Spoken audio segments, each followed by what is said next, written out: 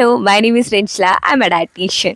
ഇതൊരു പുണ്യമാസമാണ് അല്ലേ, റംദാൻ മാസമാണ്. അപ്പോൾ ഈ ഒരു മാസത്തിൽ ഫാസ്റ്റിംഗ് കാര്യങ്ങളൊക്കെ എടുക്കുന്ന ആ കൂട്ടത്തിൽ തന്നെ ഹെൽത്തി ആയിട്ടുള്ള ഡയറ്റ് പ്ലാൻ മുന്നോട്ട് കൊണ്ടുപോകാനായിട്ട് ആഗ്രഹിക്കുന്ന ആളുകൾക്ക് വേണ്ടിയിട്ടാണ് ഈ ഒരു വീഡിയോ. കൂടുതൽ ആൾക്കാരും ശ്രദ്ധിച്ചിട്ടുണ്ടായിരിക്കും, നമ്മൾ ഫാസ്റ്റിംഗ് പീരീഡിൽ മെജോറിറ്റി ആൾക്കാരും ഫാസ്റ്റ് ചെയ്താൽ പോലും കുറച്ചൊക്കെ ഒന്ന് വണ്ണം വെക്കുക അല്ലെങ്കിൽ ഒരു നല്ല രീതിയിലുള്ള ഒരു വെയിറ്റ് ഗെയിൻ ഒക്കെ നോട്ടീസ് ചെയ്യാറുണ്ട്. അപ്പോൾ അതിനുള്ള കാരണങ്ങൾ എന്തൊക്കെയായിരിക്കും നിങ്ങൾ ആലോചിച്ചിട്ടുണ്ടോ? ഒരുപാട് കാരണങ്ങളുണ്ട് അല്ലേ. അപ്പോൾ ആ കാരണങ്ങളെ പറ്റിയിട്ടും എങ്ങനെയൊക്കെ നമുക്കൊരു ഹെൽത്തി ആയിട്ടൊരു ഡയറ്റ് പ്ലാൻ ഈ ഒരു പീരീഡിൽ കൊണ്ടുപോകാന്നുള്ളതിനെ പറ്റിയിട്ട് നമുക്കൊന്ന് സംസാരിക്കാം. നമ്മൾ നോമ്പ് നോക്കുമ്പോൾ 1-2 മീൽസ് ആണ് കഴിക്കലുള്ളത്. അതിൽ ആദ്യത്തെ മീൽ എപ്പോഴും നമ്മൾ അത്താഴത്തിന് എഴുന്നേക്കുക എന്ന് പറയുന്ന പോലെ ആ സുഹൂറാണ്. അപ്പോൾ ആ സുഹൂർ ടൈമിൽ നമ്മൾ കഴിക്കുന്ന മീൽ എപ്പോഴും ഇമ്പോർട്ടൻ്റ് ആണ്. അതാണ് നമുക്ക് throughout the day energetic ആയിട്ടിരിക്കാനുള്ള ആ ഒരു എനർജി പ്രൊവൈഡ് ചെയ്യുന്നുണ്ടായിരിക്കും. അപ്പോൾ അതെപ്പോഴും ന്യൂട്രീഷ്യസ് ആയിരിക്കണം, ബാലൻസ്ഡ് ആയിരിക്കണം.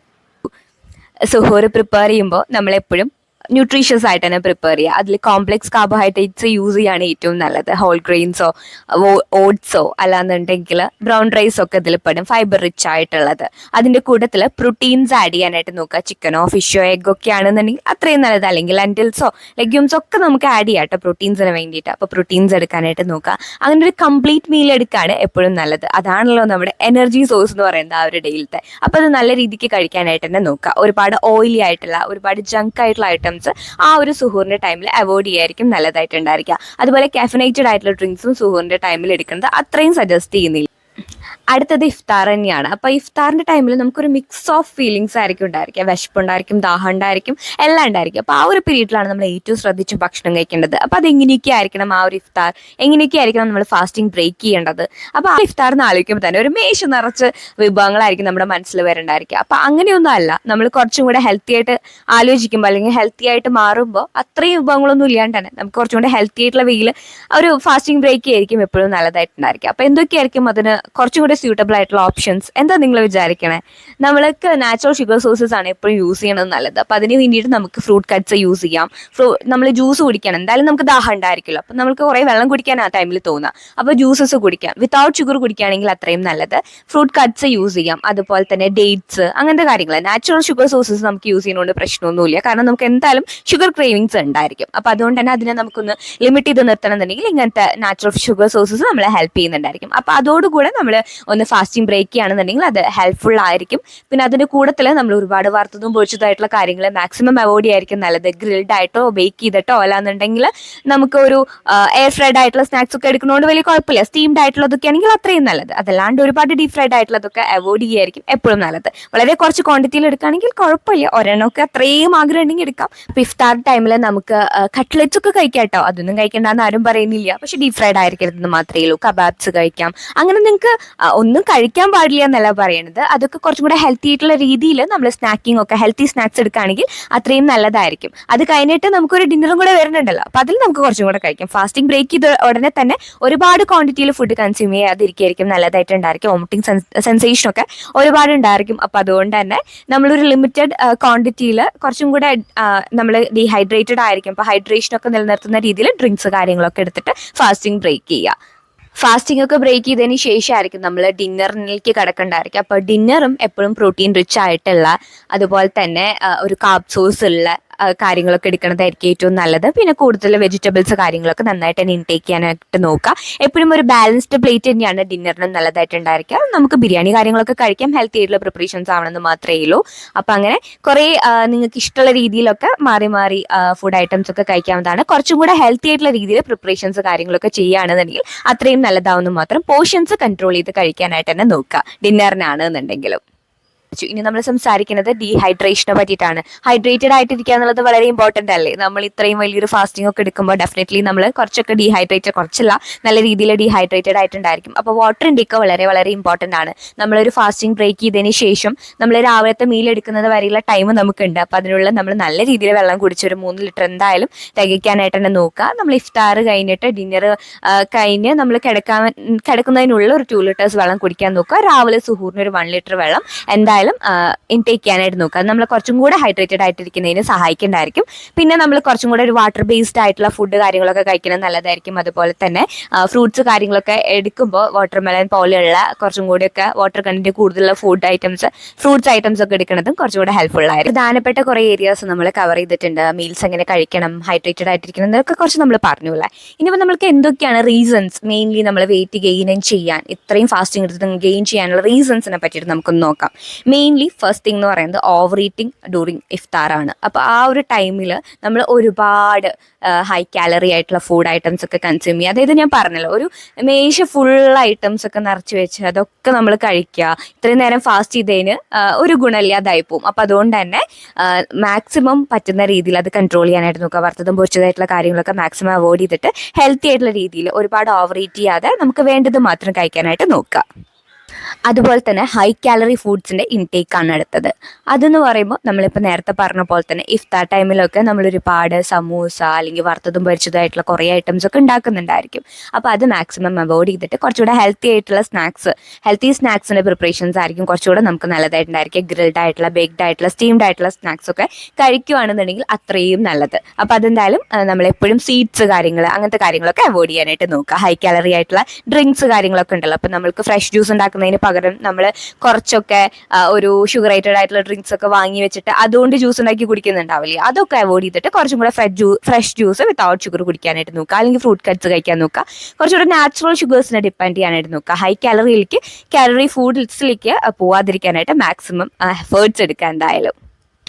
പിന്നെ അതുപോലെ തന്നെ പ്രധാനപ്പെട്ട ഒരു കാര്യമാണ് lack of physical activity during Ramadan. അപ്പോൾ ആ ഒരു ടൈമിൽ നമ്മൾ ഇപ്പോൾ ഫാസ്റ്റിംഗ് ആണല്ലോ, കംപ്ലീറ്റ്ലി നമ്മുടെ ആക്ടിവിറ്റി എല്ലാം സ്റ്റോപ്പ് ചെയ്യും. വർക്കൗട്ട് ചെയ്തുകൊണ്ടിരിക്കുന്ന ഒരാളാണെന്നുണ്ടെങ്കിൽ കംപ്ലീറ്റ്ലി വർക്കൗട്ട്സ് നിർത്തുക, അല്ലെങ്കിൽ ഒരു തരത്തിലുള്ള ആക്ടിവിറ്റിയിലും ഇൻവോൾവ് ആവാതിരിക്കുക, അതൊന്നും വേണ്ട. നമ്മൾ കുറച്ച് രീതിയിലൊക്കെ നമുക്ക് ആക്ടിവിറ്റികൾ അത് വളരെ നല്ലതാണ്. അപ്പോൾ അത് ഏതൊക്കെ ടൈമിലായിരിക്കും നമുക്ക് ആക്ടിവിറ്റി ചെയ്യാൻ പറ്റുന്നതായിരിക്കാം. ഇഫ്താറിന് ശേഷം നമ്മളൊന്ന് ഫാസ്റ്റിംഗ് ബ്രേക്ക് ചെയ്തതിന് ശേഷം ഒരു 30 മിനിറ്റ്സിന് ശേഷം നമുക്ക് ചെറിയൊരു വാക്ക് ചെയ്യാം. അല്ലെങ്കിൽ ചെറിയ രീതിയിലുള്ള ഒരു 15 മിനിറ്റ്സോ ഒക്കെ വർക്കൗട്ട്സ് ചെയ്യുന്നതുകൊണ്ട് പ്രശ്നമില്ല. ഹൈ ഇൻറ്റൻസിറ്റി വർക്കൗട്ട്സ് ചെയ്യണമെന്നില്ല. വളരെ ലൈറ്റ് ആയിട്ടുള്ള വർക്കൗട്ട്സ് ചെയ്യുന്നതുകൊണ്ട് യാതൊരു പ്രശ്നമില്ല, അത് ചെയ്യാം. അല്ലെങ്കിൽ ഡിന്നറിന് ശേഷം ഒരു 1 ഹവറിന് ശേഷം ചെയ്യാം. അല്ലാന്നുണ്ടെങ്കിൽ നമുക്ക് സുഹൂറിൻ്റെ ടൈമിൽ ആഫ്റ്റർ ഫുഡ് ഒരു 1 ഹവറിന് ശേഷം ചെയ്യാവുന്നതാണ് കേട്ടോ. അപ്പോൾ അങ്ങനത്തെ ടൈംസ് ഓപ്റ്റ് ചെയ്യാനായിട്ട് നോക്കുക. ഫുഡ് കഴിച്ചിട്ടുള്ള ടൈംസ് ഓപ്റ്റ് ചെയ്യാനായിട്ട് നോക്കുക.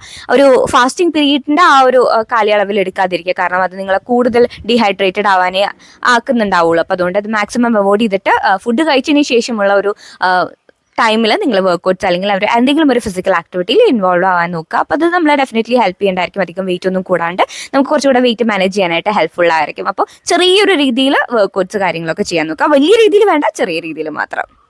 അതുപോലെ ലേറ്റ് നൈറ്റ് ഈറ്റിംഗ് ഒരു പ്രശ്നമാണ്. ഇപ്പം നമ്മൾ ഇഫ്താർ കഴിഞ്ഞു, ഡിന്നർ കഴിഞ്ഞു, അതിനൊക്കെ ശേഷം നമ്മൾ സൽക്കാരങ്ങൾക്ക് പോവുക. രാത്രി ഇപ്പോൾ വീടുകളിൽ പോവുക, അല്ലെങ്കിൽ റെസ്റ്റോറൻറ്റ്സിൽ പോയിട്ട് പല പാർട്ടീസ് അറ്റൻഡ് ചെയ്യുക, അല്ലെങ്കിൽ വീടുകളിലാണെന്നുണ്ടെങ്കിലും നമ്മൾ പോവുക.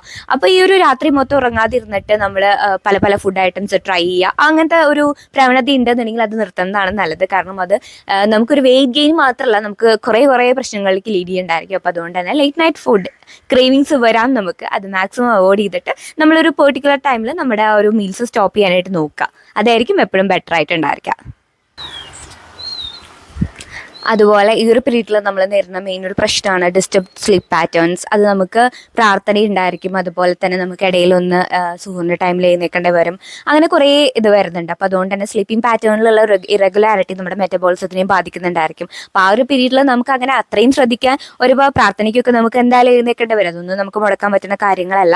ഈ ലേറ്റ് നൈറ്റ് ആയിട്ട് കിടന്നുറങ്ങാതെ ഫുഡ് കഴിച്ചുകൊണ്ടിരിക്കുക, അല്ലെങ്കിൽ ഔട്ടിങ്ങിന് പോകുക, അങ്ങനത്തെ കാര്യങ്ങളൊക്കെ ഒന്ന് അവോയ്ഡ് ചെയ്തിട്ട് പറ്റുന്ന രീതിയിൽ ഒന്ന് സ്ലീപ്പിംഗ് പാറ്റേൺ കറക്റ്റ് ചെയ്യാനായിട്ട് നോക്കുക. എല്ലാം കൊണ്ടും പറ്റിയില്ല എന്നുണ്ടെങ്കിൽ ചെറിയ രീതിയിലൊക്കെ ഒന്ന് കറക്റ്റ് ചെയ്യാനായിട്ട് നോക്കുന്നത് എന്തായാലും ഹെൽപ്ഫുൾ ആയിരിക്കും. അപ്പോൾ ആ ഒരു പ്രശ്നം കൊണ്ട് നമുക്ക് വെയിറ്റ് ഗെയിൻ ആവാനുള്ള ചാൻസസ് ഉണ്ട് കേട്ടോ.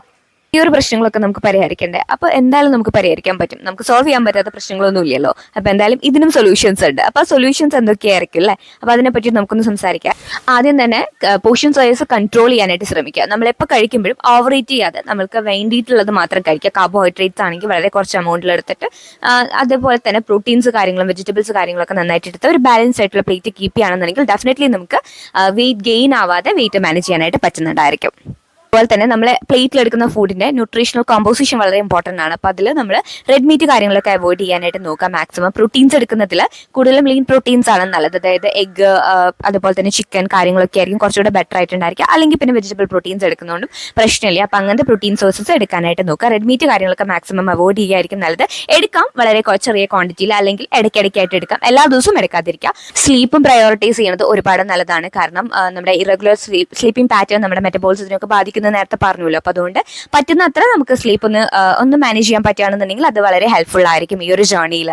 അതുപോലെ ഈ ഒരു ഇഫ്താർ ഗ്യാദറിങ്സ് ഒക്കെ നമ്മുടെ ഒരു കൾച്ചറിന്റെ ഭാഗമാണ്, അതെനിക്കറിയാം. പക്ഷെ നമ്മൾ ഇപ്പോൾ ഗ്യാദറിങ്സ് ഒക്കെ ഉണ്ടെങ്കിലും കുറച്ചുകൂടെ ഏർലി ആയിട്ടുള്ള കാര്യങ്ങളൊക്കെ കുറച്ചുകൂടെ പ്രൊമോട്ട് ചെയ്യുക. ലേറ്റ് നൈറ്റ് ഈറ്റിങ്സ് അത്ര നല്ലതല്ല നമുക്ക് ഹെൽത്തിന്. അപ്പോൾ അതുകൊണ്ട് മാക്സിമം പറഞ്ഞ കാര്യങ്ങളൊക്കെ നമ്മളൊന്ന് കെയർ ചെയ്യുക. പ്രോട്ടീൻസിൻ്റെ ഇൻടേക്ക് ഡയറ്റിൽ വളരെ പ്രധാനപ്പെട്ടതാണ്. നമ്മളിപ്പോൾ ഒരു റെഗുലർ ബേസിസിൽ പോകുകയാണെന്നുണ്ടെങ്കിലും അതല്ലാണ്ട് നമ്മൾ ഫാസ്റ്റിംഗ് ഡേയ്സിൽ എസ്പെഷ്യലി അത് വളരെ ഇമ്പോർട്ടൻ്റ് ആണ്. കാരണം നമുക്കൊരു സെറ്റാലിറ്റി ഫീലിംഗ്, ഒരു ഫുൾനെസ് ഒക്കെ പ്രോട്ടീൻസ് നല്ല രീതിയിൽ പ്രൊവൈഡ് ചെയ്യുന്നുണ്ടായിരിക്കും. അത് മാത്രമല്ല നമ്മുടെ മസിൽ മാസ് മെയിൻറ്റെയിൻ ചെയ്യാനും പ്രോട്ടീൻസിന് വളരെ വലിയൊരു പങ്കുണ്ട്. അപ്പോൾ അതുകൊണ്ട് പ്രോട്ടീൻസ് കറക്റ്റായിട്ട് നിങ്ങളുടെ 2 മീലിലും ഉണ്ട് എന്നുള്ളത് മേക്ക് ഷുവർ ചെയ്യുക. അത് ഒരുപാട് ഹെൽപ്പ് ചെയ്യുന്നുണ്ടായിരിക്കും ഈ ഒരു ജേർണിയിൽ നിങ്ങളെ. അപ്പോൾ എന്തായാലും പ്രോട്ടീൻസ് നിങ്ങളുടെ ഒരു ഡയറ്റിൻ്റെ ഭാഗമാക്കുക. ഫാസ്റ്റിംഗിലാണെന്നുണ്ടെങ്കിലും അല്ലെങ്കിലും ഇത് ഇമ്പോർട്ടൻ്റ് ആണ്. പക്ഷേ ഫാസ്റ്റിംഗ് ടൈമിൽ നല്ല രീതിയിൽ ഇമ്പോർട്ടൻ്റ് ആണ്. അതുപോലെ തന്നെ ഫൈബർ റിച്ച് ആയിട്ടുള്ള ഫുഡ്സും ഡയറ്റിൽ ഇൻക്ലൂഡ് ചെയ്യാനായിട്ട് നോക്കുക. സീഡ്സ്, വെജിറ്റബിൾസ്, ഫ്രൂട്ട്സ് ഒക്കെയാണ് ഫൈബർ റിച്ച് ആയിട്ടുള്ള കാര്യങ്ങൾ പൊതുവെ. അപ്പോൾ അതൊക്കെ ഡയറ്റിൽ നല്ല രീതിയിൽ ഇമ്പ്രൂവ് ചെയ്യണത് നമുക്ക് ഒരു ഈ പറഞ്ഞ മാതിരി പ്രോട്ടീൻസ് എടുക്കുന്ന പോലെ തന്നെ ഒരു സെറ്റാലിറ്റി ഫീലിംഗ്, ഫുൾനെസ് ഒക്കെ പ്രൊവൈഡ് ചെയ്യുന്നുണ്ടായിരിക്കും. എന്തുകൊണ്ടും അതെടുക്കുന്നത് നല്ല രീതിക്ക് ഹെൽപ്ഫുൾ ആയിരിക്കും. പിന്നെ കോൺസ്റ്റിപ്പേഷൻ കാര്യങ്ങളൊക്കെ വരാതിരിക്കാനും ഹെൽപ്പ് ചെയ്യുന്നുണ്ടായിരിക്കും. ഈ ഒരു പീരീഡിൽ കുറേ പേർക്ക് അങ്ങനത്തെ ഇഷ്യൂസ് ഫേസ് ചെയ്യാറുണ്ട്. അപ്പോൾ അതുകൊണ്ട് തന്നെ വാട്ടർ റിച്ച് ആയിട്ടുള്ള ഫ്രൂട്ട്സ് കാര്യങ്ങളൊക്കെ ഡയറ്റിൽ ഇൻക്ലൂഡ് ചെയ്യുന്നതും നല്ല ഹെൽപ്ഫുൾ ആയിരിക്കും. അപ്പോൾ ഫൈബർ റിച്ച് ആയിട്ടുള്ള ഫ്രൂട്ട്സ് കാര്യങ്ങളൊക്കെ നല്ല രീതിയിൽ ഇൻക്ലൂഡ് ചെയ്യാനായിട്ട് ശ്രമിക്കുക. നാരുകൾ അടങ്ങിയ ഭക്ഷണമാണ് പറയുന്നത്. അപ്പോൾ എന്തായാലും അതൊക്കെ ഡയറ്റിൽ നല്ല രീതിയിൽ ഇമ്പ്രൂവ് ചെയ്ത് കൊണ്ടുവരാനായിട്ട് നോക്കുക. ഇതൊക്കെ കാര്യങ്ങളാണ് റംദാനെ പറ്റിയിട്ട് പറയാനുള്ളത്. അപ്പോൾ ഈ ഒരു പുണ്യമാസം എല്ലാവർക്കും നല്ല കാര്യങ്ങൾ വരട്ടെ. നല്ല രീതിയിൽ ഇത് 30 ഡേയ്സ് കംപ്ലീറ്റ് ചെയ്യാനായിട്ട് തന്നെ പറ്റട്ടെ എന്ന് ആശംസിക്കുന്നു. അപ്പോൾ നിങ്ങൾക്ക് അല്ലാന്നുണ്ടെങ്കിൽ നിങ്ങളുടെ ഒരു ഫ്രണ്ട്സിന് ഇത് ഉപകാരപ്പെടും തന്നെ വിശ്വസിച്ചുകൊണ്ട് ഈ വീഡിയോ നിർത്താണ്. If you want to know more about nutritional aspects, please consider subscribing. By.